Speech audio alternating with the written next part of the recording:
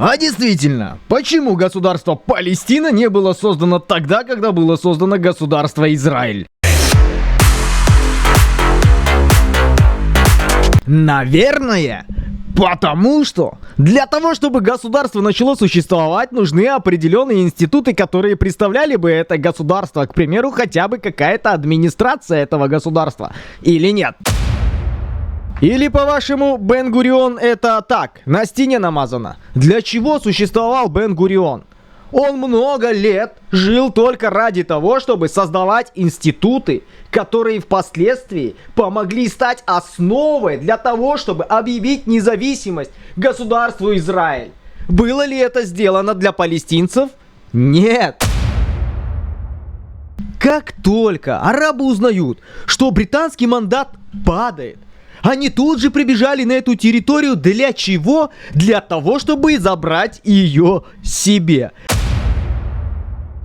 Прибежали, причем все вокруг. И по кусочку понаоткусывали. Израиль оставил себе только то, что, в принципе, ему и предлагали. То, что изначально, как делили, что выделялось для Израиля, то и осталось у Израиля. А все, что выделялось для арабского государства, то почему-то захватили арабы.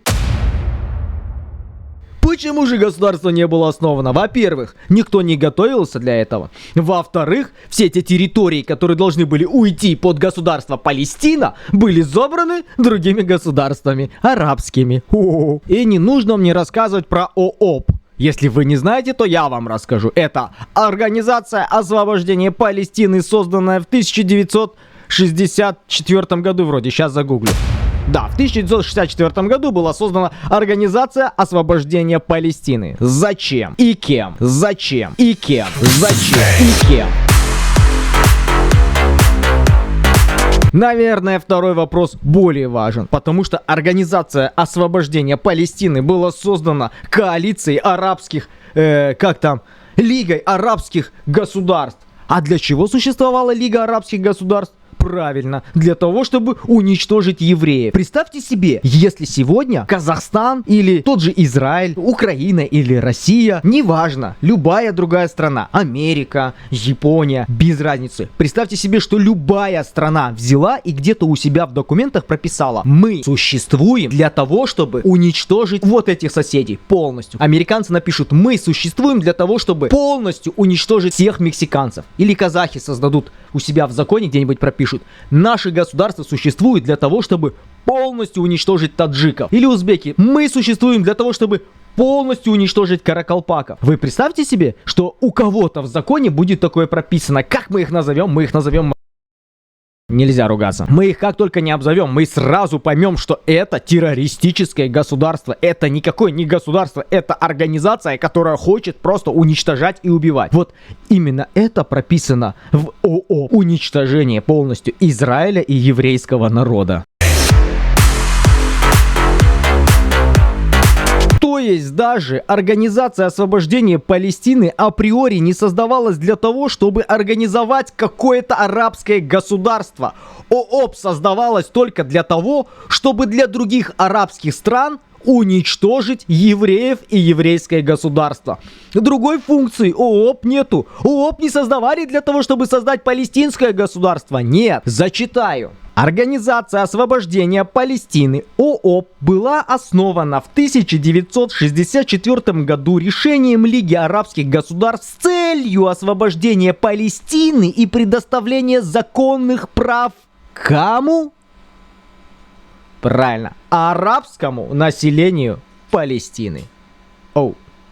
Не находите интересным, что даже в 1964 году не существует никаких палестинцев? Существуют какие-то арабы, проживающие на территории Палестины. И вот только для этой цели ООП и создавалась. Для того, чтобы уничтожить Израиль и дать полноценные права арабам, которые проживают в палестинской земле. Не создать государство. Нету такой цели у этой организации. Следующий вопрос. Многие годы, территория, где должно было появиться государство Палестина, принадлежала арабам. иорданцам и египтянам. И эти две страны достаточно такие сильные, и у них есть куча рычагов, управления и так далее, и они с легкостью могли были создать государство Палестина и предъявить уже в ООН, как бы такую бумажку принести и сказать: я сделал все, что мог. Вот, смотрите, евреи оккупировали наши территории, и тогда этот вопрос разбирался бы совсем по-другому. This is Sparta! Тогда бы евреев, может быть, уже и начали принуждать, как это так, уже существует государство, и вам нужно теперь освободить их земли, которые были предназначены для арабского государства. Эти земли были предназначены для арабского государства, но вы забрали, будьте добры, верните. Вот тогда было бы все нормально. Но почему-то на протяжении всех этих лет, пока эта земля Палестины была оккупирована Иорданией и Египтом, никто там не организовал палестинское государство. И напоследок самое неинтересное: если появится государство Палестина, у нее обязан быть какой-то официальный представитель. Кто, по-вашему, это будет? Хамас? Мамас? Барабас? Кто? ООП, у которого цель уничтожения Израиля? Это точно не государство, это террористическая организация. Кто тогда будет официально представлять Палестину, как какая-то, я не знаю, гопка людей, которая готова взять на себя ответственность за развитие своей страны? Кто? Никто. Поэтому и нет государства Палестина. И гуманитарка, которая сегодня скидывается в Газу, по большей степени в Газе не нужна. Там нет никакого гуманитарного кризиса. Гуманитарный кризис сейчас происходит в других мусульманских странах, которые убивают друг друга. Но там нет евреев. Мусульмане убивают друг друга, и нормально. Можно не паниковать и гуманитарку туда не вести. Когда мусульмане умирают от рук мусульман в количестве десятков тысяч, это нормально. И не нужно нигде выходить с плакатами и кричать «Свободу нашим мусульманам», потому что это мусульмане убивают мусульман. Это нормально. Всем пока.